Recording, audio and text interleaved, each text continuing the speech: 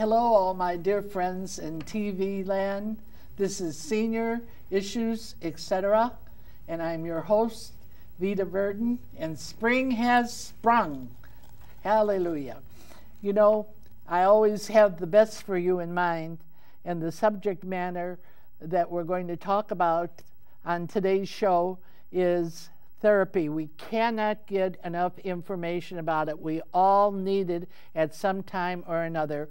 And knowing you, that I always bring you the best. You know, I look for the best and I got it, and today I have the best. You know why she that's with us today is the best? Because she has been my therapist, and she did such a good job on me that I'm going to have her bring a lot of information to you about therapy and how it's available. So I want you to give a warm welcome to Tina. I have to get her name, Mary, quite contrary. Her name is Tina Balestreri. Did I get it right? Balestreri, yes. Glad to have you on the show today, Tina. And now, the first thing off is, I know the people out there, you know, that are watching, we have a very warm, friendly audience, and they'd like to know a little bit about you. So if you look right into that camera there and tell them a little bit about Tina. Well, hi everyone. My name is Tina Balestreri, and I'm originally from Milwaukee, Wisconsin, and I went to the University of Minnesota in the Twin Cities for my undergraduate degree, and then I came back to Milwaukee to went to UW Milwaukee for a physical therapy school. And I've practiced since then, I practiced in Texas. So I moved to Texas right after PT school, lived in Fort Worth, and then came up back here to Illinois, to the Midwest. And now I work for Advocate Condell Medical Center in Libertyville. Well, it's in Libertyville, Illinois, which is about 35 miles northwest of the Chicago Loop, because we have a wide audience, and so I wanted to know exactly where we're located. And now, what I wanted to mention to you is we're not advocating that you should go to Advocate Condell, but what we want to bring you is information on therapy and how it works and how you get it. And it's the process of going through it.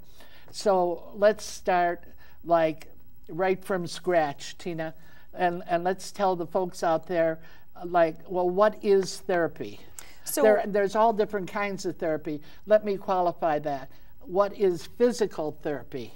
Okay, so what physical therapists do is we look at just your overall impairments in your function and mobility. So we might look at strength, range of motion, your balance, how you walk, which is called gait.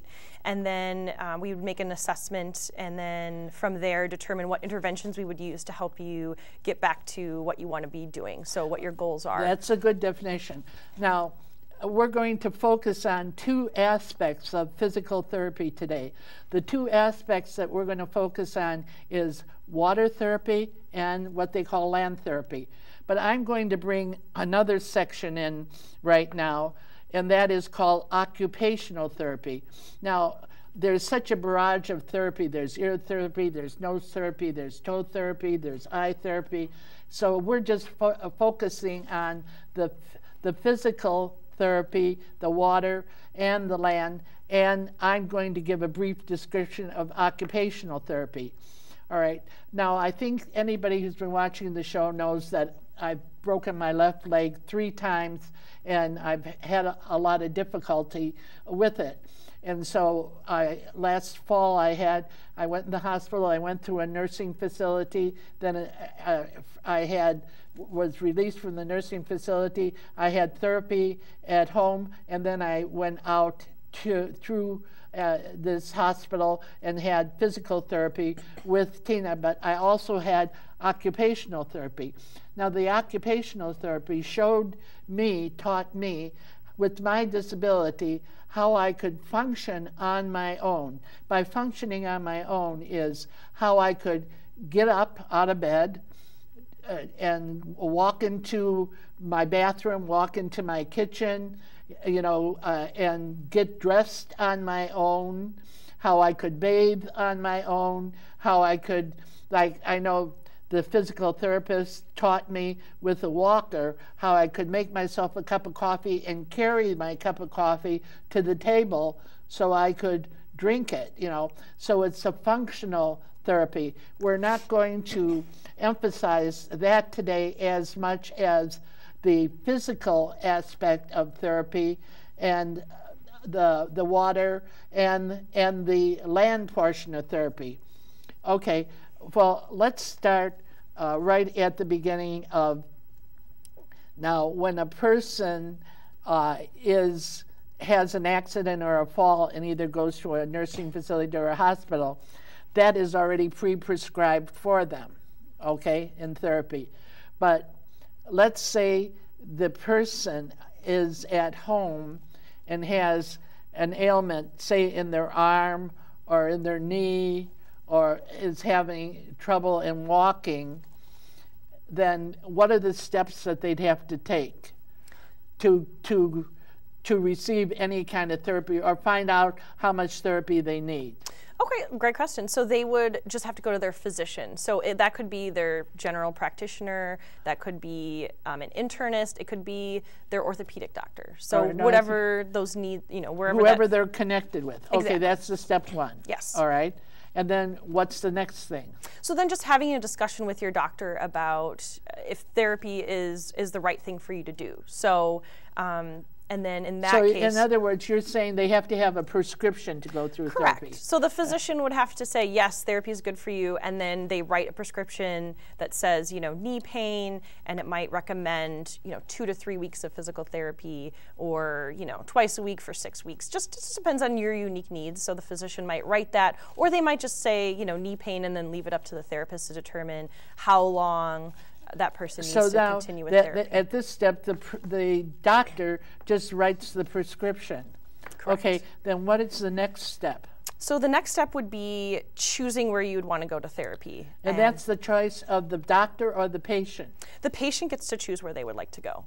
So the doctor might make a recommendation based on somebody that they know, that they trust, and say, hey, you know, this would be a great place for you to go, or this would be a good therapist for you to go to. But if the patient, you know, for you, for instance, if you wanted to come back and see me for something else, you could make that decision and say, I want to go see Tina again. And then you could come back to Condell.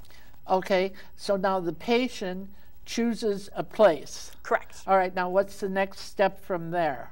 So then it would be determining if that place is specifically in that patient's insurance. So if you have Medicare, if you have Medicaid, if you have Blue Cross Blue Shield, whatever it might be, then you would have to determine, is that location in network with you, or is it out of network? And that will determine, you know, how much you have to pay. So okay, so the next step in signing up with some sort of rehabilitation place is whether your insurance covers that particular type of therapy? Correct. Or that location? Is the location yes. A part of that? Yes, right. Okay, so, okay, now it's determined, say it's determined that yes, this location is covered by their insurance plan. Then what's the next step from there? So then you would schedule an appointment, an initial evaluation with the front office coordinator for, you know, your one-on-one visit with a physical therapist. Okay, so the one-on-one visit with a physical therapist. So what does the physical therapist do at that time? So basically we just get your general history, and then we take some tests and measures. So we would look at your strength, your range of motion, your flexibility, if your balance, posture, and then your walking, if that is part of what the doctor is looking for you to get treatment for. And then we would talk about, you know, the sort of the timeline in terms of when we would start, and then if we would want to do 6 weeks or 8 weeks or whatever is appropriate. Well, for you. give an example. Say if the doctor prescribes like 3 visits a week for so many weeks. Give an example. It does. What does it have to match? So it will depend on your insurance. So your insurance might say that you are limited to a certain number of visits per year. And in that case, you would have to work with your therapist to determine, you know, how many times a week would be best to conserve those visits, but also give you the right amount of therapy that you need to get better. So, you know, you might have to go down to twice a week for 6 weeks instead to conserve those visits. Now, at that time, do you ask for a goal, some kind of goal status? How is that determined? Right, so then just the therapist and the patient will discuss, what the patient's particular goals are. So if it's knee pain and they want to be able to walk better, if they want to be able to walk out to their mailbox and get their mail, if that's a goal of theirs, then that's what they would work on. Okay, but now the goals that the person establishes, the goals have to be realistic and fit with the actuality of the timeline of the therapy and the age and the physical condition of where the patient wants to go. So both of those have to match, that it has to be a realistic goal, right? Exactly. Okay, well, we're going to go into the next level of it, but at this time now I want to bring Vita's Pearls of Wisdom. Okay, now I've always talked to you about a lot of things, and the one thing that I want to talk to you about today is that I went from a wheelchair to a walker to a cane. But in this process of going from a wheelchair to a walker and then onto a cane, what I've had is therapy of how to use my walker and how to use my cane. Now, when I was working with Tina, I was actually on a walker, but my goal that I chose was that I wanted to get to walk with a cane.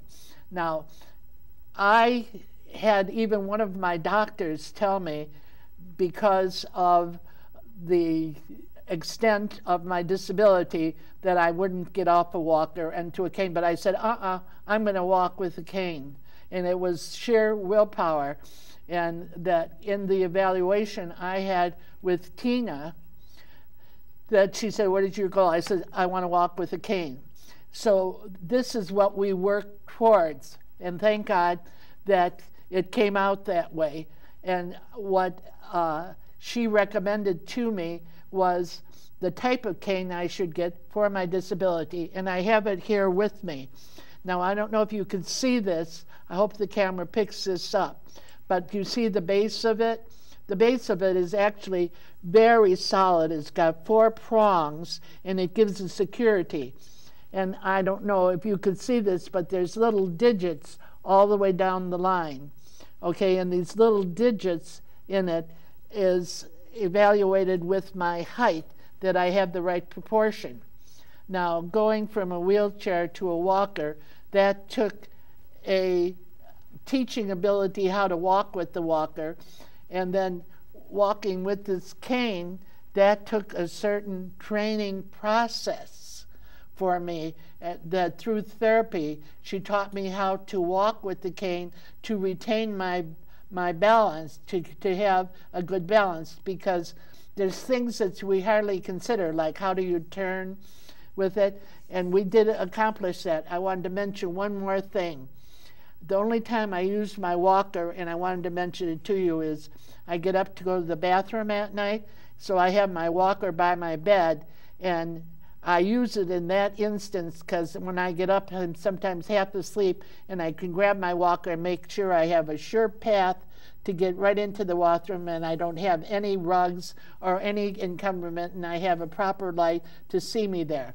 And that's what the little tips I wanted to bring you to keep you safe, because I know if I can get through this and master it, you can too, because I have your best interest at heart. Now we'll get back to what we're talking about. We have the person already signed up to go with the therapist, okay?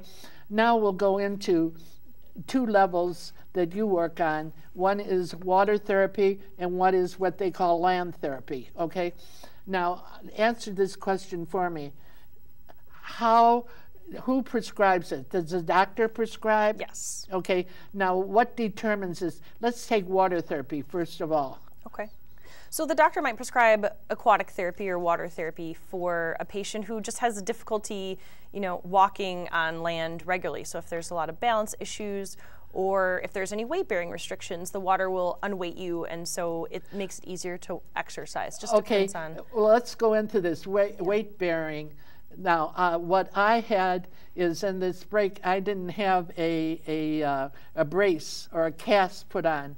So I was non-weight bearing for close to 4 months. Okay, so I didn't have much pressure, so it was difficult for me to go into weight bearing. So this is why I think my doctor prescribed water therapy for me. Yes. Okay, now what does the water therapy do to the person? So the way that we can use the water to our advantage to help patients with their strength, which they can stretch in the water, they can do strengthening exercises in the water, we can work on balance and walking. So the unique aspects of just how to train someone to walk again, we can really work on that in the water without a fear of falling or extra difficulty. So. Well, now, Tina, in your expertise, how do you determine when the person is ready to say the next segment we're going to go into is land therapy? So, every patient's unique, so it's just a matter of, how well they're progressing. So if the water starts to get really easy and I see that the patient has reached most of those goals we've set for the water specifically. For the water? Yes, so if those water goals are sort of met, so if we really wanted to achieve more strength in the leg and by testing it on land, we see, yes, there's more strength in that leg, this person's now ready to do more advanced land-based. Well, if I'm hearing you correctly, it's not one size fits all. Right. It depends on the person, the ailment, and a lot of conditions of it, how adept they are in the water, and how the person is applying themselves. Exactly. Oh, exactly. All right. Now, say a person at home, if they feel like this is the direction, could they request water therapy to their physician? Absolutely. Absolutely. I mean, and their physician and that patient would just have a conversation about, the physician might not feel it's appropriate, or they might say, yes, it is, and I'll write you a script for it. So. But they have this option that they could bring it up, Absolutely. whether that's going to follow through. Absolutely. Oh, absolutely. All right. So now we have the person has done the basics in the water therapy. Then we're switching to land therapy. Now in land therapy, most people with ailments, well, if it's their legs, it's their arms, it's a different matter, right? Right.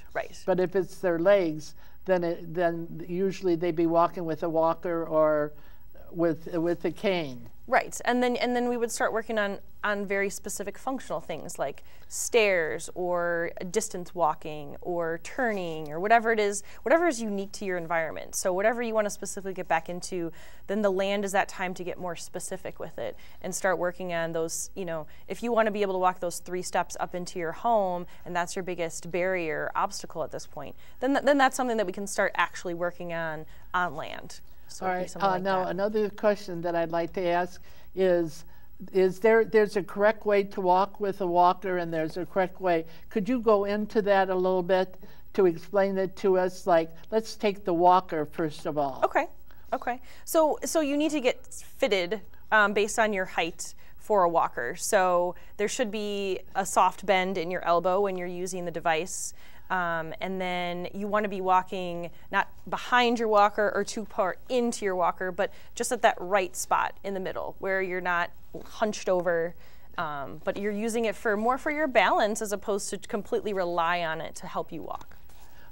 Now, I live in a senior building. I see a lot of people are walking with the walker and they're pushing it like a buggy. Right. And I see that what it's done is given them a curvature in their back.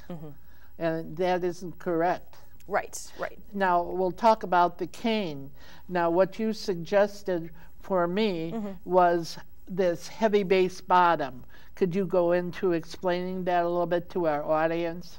Okay, so if you're going from a walker, that's the more steady option as opposed to a cane. But if you're progressing in your walking, then you can move to a cane. So there's a 4-pronged cane. There's also some 3-pronged canes, and then a single tip cane. So just depending on how good your balance is, how good your stability is, you can work on a 4-pronged cane and then move to a single point cane. A single point cane is going to be a little more unsteady though. So you have to have some pretty good balance to be using that as opposed to the 4-pronged cane, where that provides you with a lot more stability. So as you work with the person, you can evaluate the type of cane a person should use. Absolutely. I know one thing that you did not recommend is there's certain ones that they have a very small base, and it's kind of like a wobbly Right. thing. It Right. doesn't have any strength at the base. Right. Right. So for you, it was best to choose something that had a little more stability at the base to provide you with the stability you need while you're walking.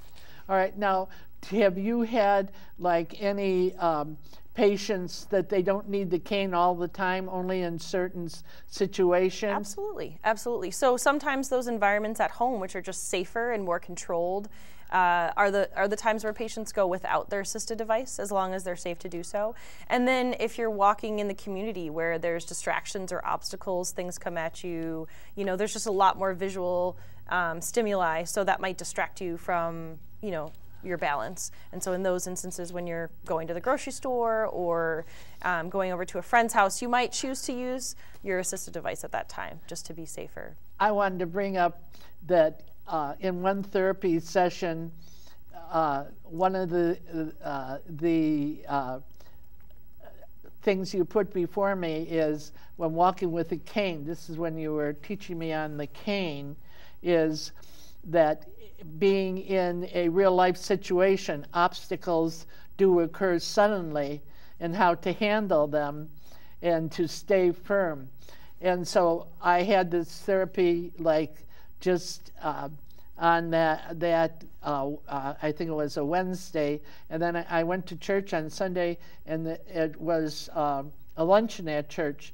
And so this is the first time I had used the cane and gone up to the buffet table. So I had the cane in my hand, and then I had a plate, and just as I start walking with it, a little 4-year-old, zing, came like right in front.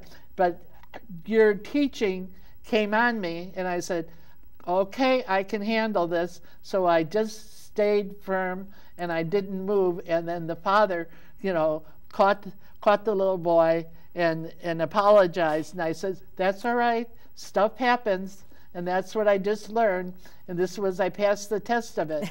So it was real, I heard your words coming through. I said, oh, thank God that you taught me how to do this, Right. you know, because I didn't panic when it happened, you know. It just kind of guided me through. So that's been a very helpful thing. Now, maybe you have cases where you can bring people off of a cane and off of a walker. I wanted to talk a little bit about that. Right. So you know, not everybody needs to use a cane or a walker for the rest of their life. You just might need it to get you over that hump until you achieve your goal of improved strength so that you can walk without it. So it just really depends. Again, it's very specific to each person. So it might not be appropriate for some people to ever go without using something. And other people, they can develop improved strength and flexibility and balance in order to get off of a cane or a walker. So. All right, now we do have a website up, and we do have a telephone number up if anybody wanted any further information. But I think we both suggest that they go to their own doctor, because we're just talking about this in an isolated area, and they should go to their own doctor and go to a place that's more convenient for them, Right. you know, and to find out. And I think going to their doctor, they could find out whether they really need it, or they really need therapy, and they could go to therapy to find out how much they need and if they need it and how they go about it. Now, this cane I bought at a hospital supply store, and I bought one in Libertyville, but every area has hospital supplies, and they mostly carry, you know, all the same brands of things. And what you have to check with is your insurance. Now, some insurance covers everything. My insurance did cover my walker, but I did have to pay for my cane. So it's all entirely on what your insurance cover is. And as you go in and have an evaluation, right? Right. Now, what if a person feels like they should have more therapy and you feel like they really don't need it? What do you tell them? Right, those are hard situations, but a lot of times what I try to tell my patients is, if I really feel that they're ready to be done, I just say, hey, let's try it out for a while without it. And so, just because you're done with therapy doesn't mean you have to be discharged officially. So, sometimes you can just keep their case open for a while, and then that way they can test trial it. So they could go for a couple weeks and maybe have a follow-up visit with you in 2 weeks or a month just to see how they're doing. So we really offer a wide variety of options for that when somebody really feels like they need more, but we're thinking, I really think you're good, especially if they've achieved their goals. Then at that point, it's hard to justify to the insurance that they need more. Right. So we might just recommend, try it on your own for a while, and then come back in a month and we'll reassess you. We'll take all your measurements again and make sure that you're still on the right path. So, well, we're the first generation that has lived this long. So the reason I like to bring this process forward is a lot of people are unaware at home and are aching in certain areas, and they're not aware that they could go to their physician and that therapy is available for them. Right. So wouldn't you encourage people to have it checked out? Absolutely, absolutely. I think that's the smartest thing that you can do for your health. Because, being in this situation that nobody is guiding us. There isn't a generation ahead of us that says, okay, this is what you do at this date and this, that we have to use our head of how to take care of ourselves to get the optimum health at our age, right? Oh, absolutely, absolutely. Now, I know this is a question that I ask every guest that comes on the show, is that I try to get people that are passionate about what they do, and you are certainly one that is passionate about your work. And what is it that what kind of personal rewards are you getting out of it? I just love helping people and see them reach their goals. So seeing you, being able to walk with the cane like you said to me in the beginning. Was that a good patient or? Oh, you were an awesome patient. You were wonderful. Are you just saying this now because you're on the air? Or you tell me the truth now? I promise it's the truth. I was compliant. Oh, yeah, you did. And you went home and you did what I had you do. So so there's always homework involved. There's always homework involved. Did you hear that? That's one of the keys. Hear it? So you have to do your part too. So you come to therapy, but when you go home, there's stuff that we'll have you work on, so that way you can improve on your own. You just don't improve twice a week at your 2 visits. You're going to need to improve, every day on your own. Okay, so. You just look in that camera and tell all those out there, go and get a checkup from your doctor. Go and get a checkup. Yeah. Because, you don't know what therapy might be able to offer you. So there's a lot of different things that we can do. And if you're struggling with just weakness in an area or pain that you don't know why you have it, or you're falling a lot, especially falling is a big thing. And if you don't know why, and you want to, maybe a reassessment on, are you using the right piece of equipment? Should you be using a walker and not a cane? Those are things we can help you with. So you know what time it is now when you out there get off the couch, come to the end of your rope, you tie a knot and hang on. You know why? Because the best is yet to come. God bless you. We love you.